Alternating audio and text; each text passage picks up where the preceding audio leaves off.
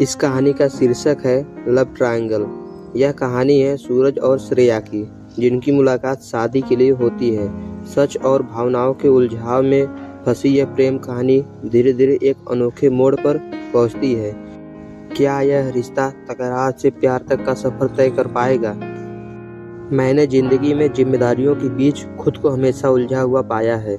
माँ के बार बार कहने और लड़कियों की तस्वीरें दिखाने के बाद आखिरकार मैंने एक लड़की को पसंद कर ही लिया था। माँ अभी भी मुझसे कहती है, सूरज इस बार कोई नाटक मत करना, लड़की अच्छी लगे तो वही शादी पक्की करके आ जाऊंगी।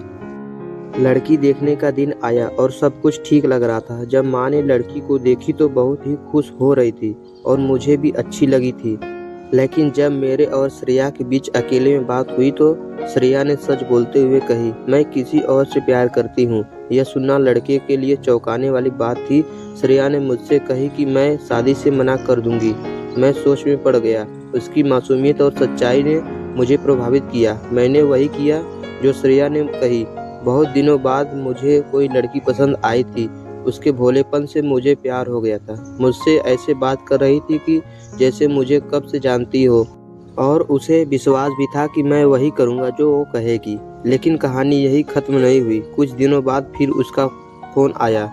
उसने कही, आप मेरी एक और मदद करेंगे? मैं अपने बॉयफ्रेंड से मिलकर उसे समझाना चाहती हूँ। प्लीज़ आप उसके सामने यह कहिए कि शादी के लिए मना मैंने किया था, आपने नहीं। वो आपसे मिलना चाहता है। मैंने सोचा, यह क्या है, मेरा क्या लेना देना है?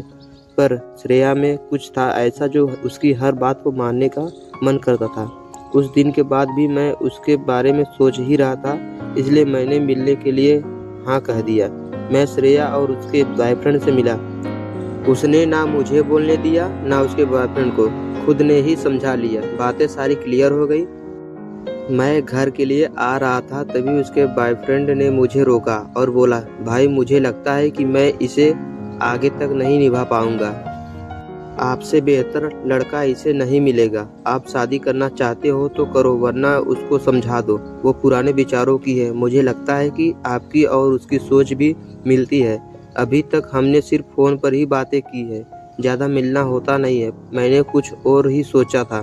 वो सच्चा प्यार और सातों जन्म इस तरह की बातें करती है। मैं यही सोच रहा था कि कोई मिले जो मेरा पीछा उससे छुड़ा दे। बस आप मिल गए। मैं अब बाहर जा रहा हूँ। बात पूरी कर वो मेरे कंधे पर हाथ रखकर वो भाग गया। उसकी बातों से मुझे समझ आ गया था कि वो क्या चाहता था। पर अब यह क्या नया पंगा है? वो अपने मन की बात बताकर भाग गया। वो अपने मन की बात बोलती रहती है। मैंने अपने दिमाग को थोड़ा कंट्रोल किया और सोचा कि मुझे क्या लेना देना है इस बात से। सोचा कि उसका नंबर ही ब्लॉक कर देता हूँ, नहीं तो वो मुझे फिर फ़ोन करेगी। पर फिर सोचा कि अगर फ़ोन नंबर को ब्लॉक कर दूंगा तो वो फ़ोन करेगी तो बहुत ही परेशान होगी। यही सोचकर नंबर ब्लॉक नहीं किया और एक शाम को फ़ोन ही आ गया। फ़ोन उठाते ही उसका गुस्सा फूट पड़ा। आपने उसको ऐसा क्या बोल दिया कि उसने फ़ोन बंद रखा है? मैंने क्या बोला? तुम भी वही थी। झूठ मत बोलिए। मुझे पता है आप मुझसे शादी करना चाहते हैं, पर यह होगा नहीं। अरे ऐसा कुछ नहीं है, मैंने कुछ नहीं बोला है। वही बोल रहा था कि उसे अब आगे चुप रहो। वो ऐसा नहीं है, आपने कुछ किया होगा। उसकी बहस इसी तरह चलती रही। फिर उसने ही फ़ोन काट दिया। सोचा कि अब ब्लॉक कर देता हूँ, पर कर नहीं पाया। उसकी बातों पर हंसी आती थी और प्यार भी। मेरा मन किया कि मैं ही फ़ोन करूँ, पर मुझे पता था कि वो ज़्यादा देर तक बात किए बिना नहीं रह सकती, खुद ही फ़ोन करेगी। और ऐसा ही हुआ। सुबह सुबह ही उसका फ़ोन आ गया। मैंने रात भर सोचा कि अब मैं आपको सबक सिखाऊंगी। मैं आपसे शादी करूंगी और आपको तड़पाऊंगी। उसकी बात सुनकर मुझे ज़ोर से हंसी आ गई। आप हंस रहे हो, जब आप पर बीतेगी तब पता चलेगा। मैंने बोला, लेकिन मैं तुमसे शादी करूंगा क्यों? इस बात पर वो रोने लगी। बोली, हाँ सही बात है, आप भी क्यों करोगे, कमी तो मुझ में ही है। वो भी भाग गया। रोते रोते ही उसने फ़ोन काटी।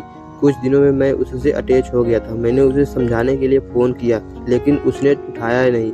आखिरकार मैंने रात भर उसके बारे में सोचते हुए फैसला ले ही लिया। मैंने माँ को कहा कि मैं उससे ही शादी करूँगा।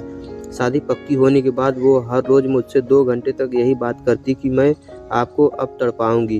खैर हमारी शादी हो गई।